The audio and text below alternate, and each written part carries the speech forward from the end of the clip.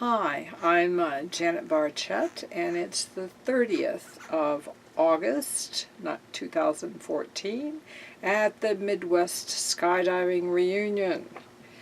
And yeah, I've been asked to talk a little bit about my past in skydiving.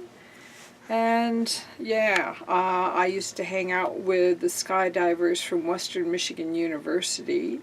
John Jeffries was the one who introduced me to skydiving, and I used to go out to the airport every weekend, and unfortunately my parents were farmers and thought this was something I was going through and wouldn't sign for me.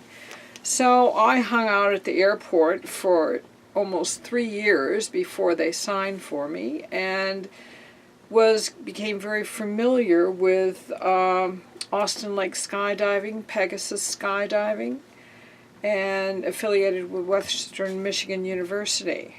So I am very familiar with the old Beechnuts, and used to hang out, and we spent many a weekend playing cards and doing other things, waiting for holes to open over the lake.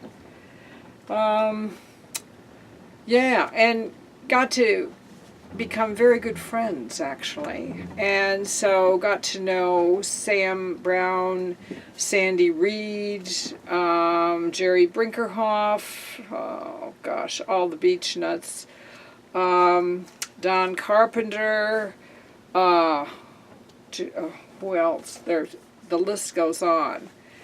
And so it's been delightful to see everybody at this meet. We're all older, grayer, fatter. And I think trying to make 10 ways or 8 ways would be a feat in itself. I'm no longer skydiving. I skydived until November 13th, 1974, when I was in a car accident and broke my neck. And of course all my friends associated my breaking my neck with skydiving, but it had nothing to do with skydiving. And that was right before we had, I was supposed to be going down to Florida on a 10-way team. So, of course, that killed my slot, and I think Wanda Heiser took it. And so they went down to, I think, Zephyr Hills. Can't remember specifically, but it was back in those days, while I was in hospital trying to recuperate. Once I recuperated from my broken neck and being paralyzed, I did skydive again, much to my neurosurgeon's, he was not impressed. So I think it was about a year after that I started skydiving again, and we moved to Indianapolis, and so I was down there, and that's when I met Nancy Dwyer. And she was a good friend of Larry Wisser's. So Larry put me on to Nancy, and we became very good friends, and we used to skydive. And for my second marriage, not my first, but my second marriage, we jumped in. Nancy was my best lady, and I jumped into my second wedding. Parents didn't attend because they didn't approve. And so that was, my second wedding, and that was down in Indianapolis. And it made the news and all the newspapers, and that was a big deal. And so I continued to jump for a while after that, and I moved to Australia and made a few skydives down there. I think before I got married the second time, I also went to Indonesia and with Bill Sutton, and he introduced me to skydiving. We skydived out of a military helicopter in Bandung in Indonesia, on the island of Java. So that was a very memorable experience, going up and seeing the rice paddies and and jumping out of the helicopter, and I can't remember the name of the other guy that was there, but we also jumped with some of the Indonesian military, which was really fun. So really enjoyed that. That has great memories. And then I went to Australia, and I made a few skydives there, but everybody wasn't in the same...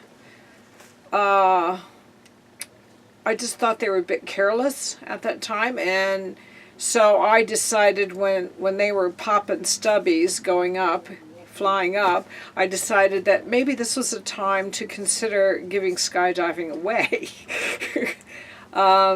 Because it was a new life in Australia. And so I kind of ended up giving the sport away, because I was also aware that my reaction time wasn't what it used to be, and if I had too many more malfunctions that I might not be able to respond accurately. So I decided, well, yeah, I've done it 550 times, and, you know, that's enough. Move on, do something else. So I got into scuba diving. But, yeah, I think that's pretty much what I want to say. There's many more things to say, and I don't know where to start, because I introduced Sam to his wife, Charlotte, who they now have 7 kids, because she used to be my housemate at university and my dorm mate. She's been in the skydiving world forever. Let's see, who was it? Of the beach out at Austin Lake, it was, what was the young guy's name? Do you remember, Don? Who are you talking about? Michael Sandberg. Yeah, Michael Sandberg. When he was young, he was 14, 15, he used to come out to Austin Lake and hang out. And I guess he's become quite famous in the sport, from what I understand. So Mike used to hang out at Austin Lake, and when he turned 16, he started jumping. And lo and behold, now he's a big sky god of some sort. And Rocky Evans is doing stuff down in Florida, from what I understand. And Larry Miller moved to Florida. And Dan Tarasevich was also one of my past relationships, as was Sandy Reed. Sandy and I were at one time engaged. So I know a lot of the old folk, actually. And, yeah, John Sherman, Roger Nelson, all these folk. These are our past people. And then the old guy, what was his name? Chet? Was it Chet? He was really old. He used to have a van. Chet Poland. Chet Poland, yes. And he used to have a van that he used to be at all the big events, and so became friendly with him. Yeah. Gosh, it's endless. Oklahoma, the Nationals, going down the river in the inner tubes. Oh, that was fabulous. So I've got lots of pictures, which I'll have albums of different things. There's skydiving from 1969, or yes, old stuff from Austin Lake, and Dennis Johnson, water jumps, people landing in trees, winter jumping, taking off with the Beechcraft on the lake. That used to be good fun. Yeah, well, I think that's about all I'm going to say for now.